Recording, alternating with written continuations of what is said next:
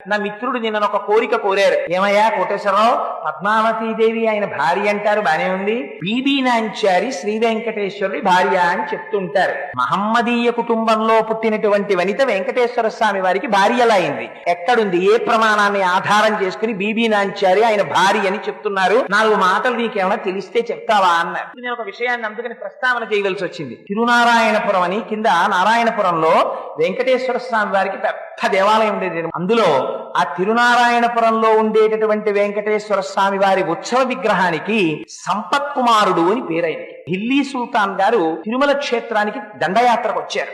ఓరుగల్లు దాటిపోయి ఇటువైపుగా దండయాత్రకు వచ్చినప్పుడు ఆయనకి ఎందుకు ముచ్చట కలిగిందో, స్వామి ప్రేరణ ఏం కలిగిందో, దేవాలయంలో ఉన్నటువంటి స్వామివారి ఉత్సవ విగ్రహాన్ని ఢిల్లీ పట్టుకెళ్ళిపోతే అది అంతఃపురానికి వెళ్ళిపోయి అంతఃపురంలో పెట్టారు. ఢిల్లీ సుల్తాన్ గారి కూతురు ఆ విగ్రహాన్ని చూసి ఆ తల్లికి ఏం కనపడిందో అందులో, అబ్బాయి ఎంత అందంగా ఉన్నాడో, స్వామిని రోజు మహమ్మదీయ కుటుంబంలో జన్మించిన జన్మ కారణం కాదండి.